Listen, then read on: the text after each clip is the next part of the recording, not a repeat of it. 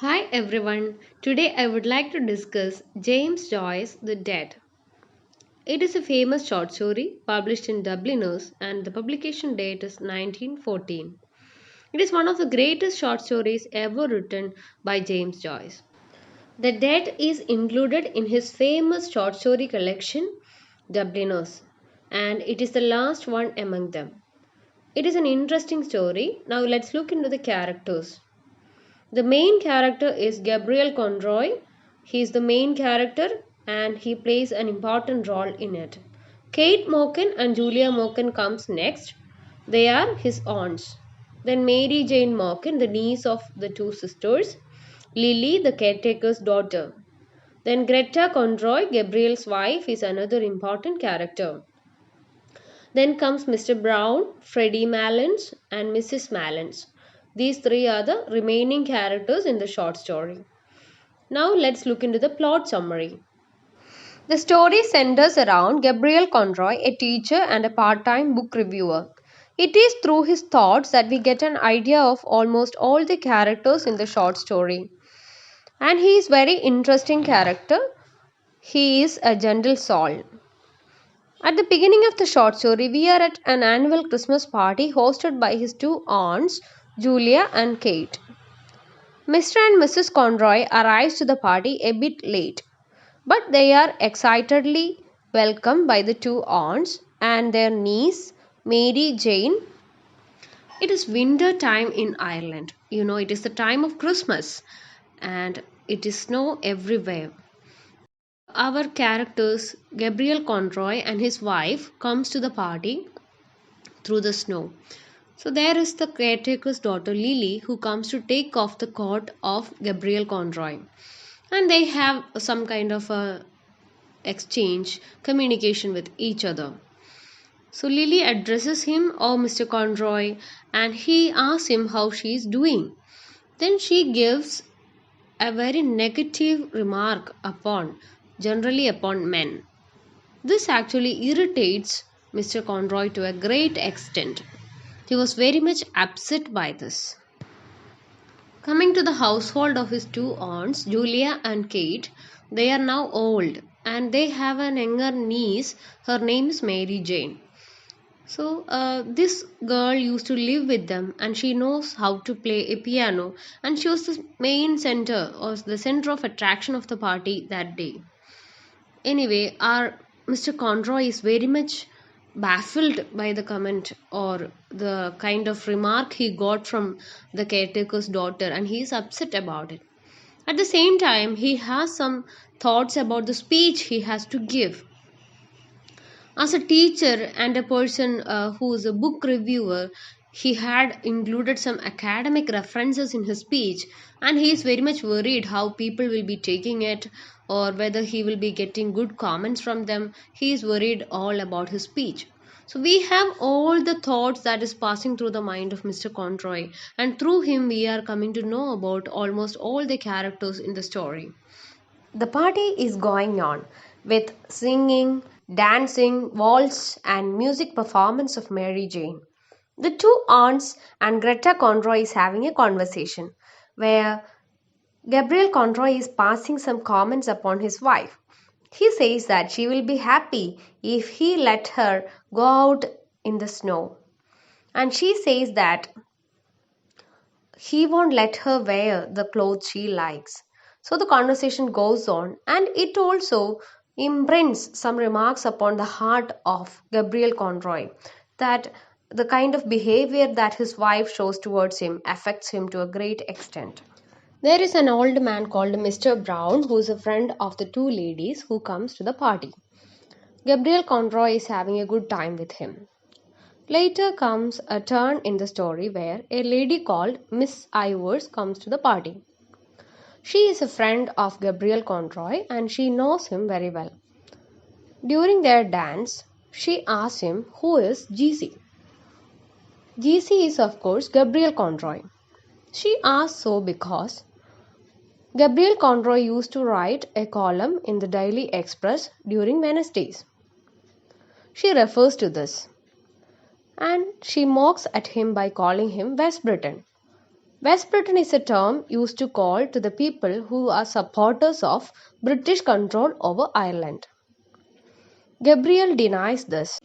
Gabriel Conroy becomes very defensive of this remark and it upset him. Later, she is asking about spending vacation on a foreign land. Then she asks him, are you not interested in your own language and culture or nationality? By passing all these remarks upon him, she is trying to bring the point that Gabriel Conroy is not a person having nationalistic interest. This is very much upon Gabriel Conroy, who is a strong supporter of Irish nationalist movement. Again, she calls him West Briton, and it also agitates him greatly. Then came Gabriel's wife Greta, asking him to carve the goose. As she found him sitting moodily, she inquired the reason behind it. He replied that it was just Mrs. Ivors wanted him to go for a trip to the west of Ireland. On hearing this matter of the vacation trip, Greta becomes very excited and she says that she would like to see Galway again. After the conversation, Gabriel resumes his thought of delivering the speech and he is very much upset regarding the incident that happened between Mrs. Ivors and him. Aunt Julia, after so many years, sang in the party, which was greatly applauded by the gathering. To his surprise, Gabriel finds that Mrs. Ivors left the party abruptly. Then there was the ceremonial carving of the goose by Gabriel, and we can see that he is an expert at it. After the dinner, the much awaited time came for Gabriel, but he made his speech extraordinary. All the listeners were captivated by his words. The party is over now, and people started leaving the place. Gabriel had some conversation with a few people there, with Mr. Brown and all, and he shared with them a funny story of a mill horse, and they were laughing and happy about his jokes. People started leaving in cabs, and Gabriel also wanted to leave the place. But he couldn't find his wife nowhere downstairs. He looked upwards and saw that his wife was standing upstairs in a very dreamy look. She was listening to somebody's music. Someone was singing there. And she was leaning on the banisters and was listening to the music. The sight amazed Gabriel because it was a very beautiful sight. He was very much fascinated by the grace and mystery of her look. Her face was not completely visible, but still it was beautiful to watch. He thought that he could paint her in such a way that she was standing in a divine way. It was Bartle Darcy who was singing, and his wife came down soon. Gabriel and his wife decided to go home. They called a cab and they decided to go to a hotel. Gabriel's wife was still in a world of dreamy fantasy and she appeared beautiful. All this time, Gabriel was having a watch over his wife. He loved the way she carried that attitude. The song she was listening to was called The Lass of Aughrim. They wished everyone good night, especially his aunts, and left for the hotel. Gabriel started following his wife with his eyes, and he was in passion. He felt so proud of owning her beauty and attitude, and he longed to be alone with her. He had feelings for her as he felt like it was their honeymoon. Back in the hotel room, he wanted to make love with her, but she realized that his wife was not in such a mood. Greta was not feeling the same way. He understood that she was thinking of something else, and he couldn't get an attention from her. So he inquired her, Greta, dear, what are you thinking about? Her reply was not something that he expected. She said that she was thinking of that song which she was listening to, and she started crying. To Gabriel, who was imagining a fantasy world and a time alone with his wife, this was something he could not even imagine.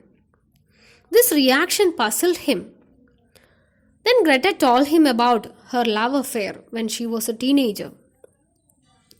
That time she had an affair with a boy. His name was Michael Fury. And this boy used to sing that song, The Lass of Aughrim. She had this relationship at Galway, her own homeland. During her girlhood, and Gabriel felt very bitter about it. Greta had this relationship when she was in Galway, her homeland, and she was feeling for the boy. Gabriel became very angry about it. He couldn't stand it anymore. So he asked her bitterly, "That's why you wanted to visit Galway?" He felt that it was something ironic. But Greta's reply amazed him or made him shocked because she said that this boy, Michael Fury, passed away at the age of 17. And the real reason behind her unhappiness was it was for her that he died. Later, Greta tells Gabriel that she was about to leave for the convent in Dublin. That time, she asked Michael Fury to come and visit her. The boy was very sick. He had some kind of physical ailment. But as he loved Greta very much, he came through all the snow and rain to visit Greta. This worsened his condition, and a few weeks later he passed away. This thought sickened Greta, and this made her feel very bitter about herself. Then there's a turn in Gabriel's attitude. Until this time, he was feeling very angry and unhappy over Greta's affair. But now he realized that it was something that was deep inside Greta's mind, something that she unlocked only now. Gabriel, who believed that he was the sole owner of Greta's beauty, happiness, love, and everything, realized that there was hidden chambers inside the woman's heart that pained him. Greta fell asleep. Gabriel sat thinking about her. He was so sad, and he felt unhappy because he couldn't enjoy her youthful beauty, girlish beauty, and love her the way Michael Fury did. Then he started thinking of death of the beloved people, death of his aunts, death of the whole world, how time flies and we won't be no more. So he happened to think of all these kind of mortality, human mortality and futility of life. So the end of the story is not giving a clear note whether Gabriel passed away, he is dead or not. But we get a particular sentence that it says, the time had come for him to set out on his journey westward. So I think he must have passed away. He died. He had a heart attack.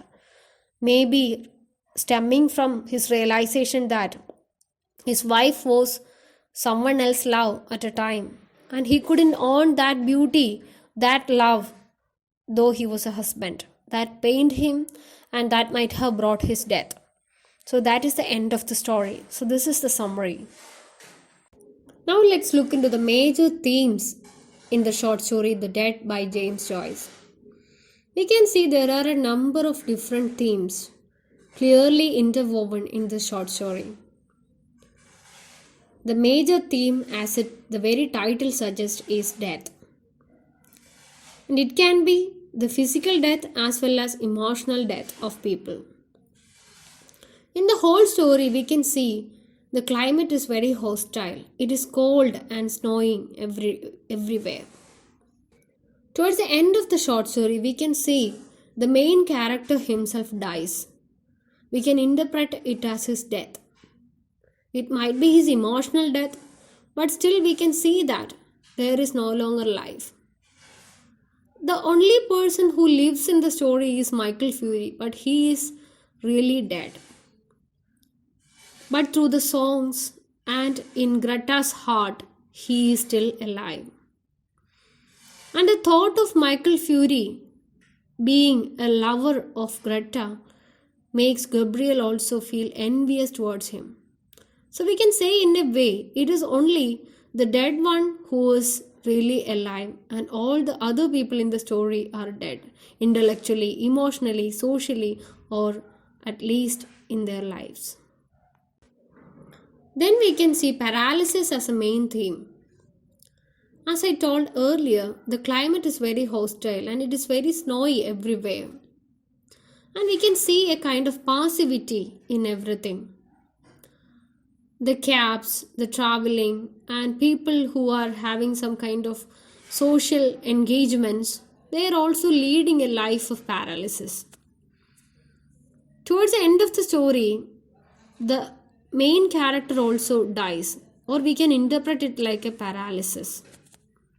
So, emotions, everything is paralyzed in the story, and paralysis of identities can be a theme of the short story. Male pride and jealousy is another theme. We can see that he is very happy, Gabriel Conroy is very happy to own the beauty, the attitude of his wife. But when he realizes that she had somebody who she still remembers and she longs for, his pride is wounded. He feels that he is inferior. So we can see the agenda of male pride in the story and the jealousy of one man towards another is very visible in the story.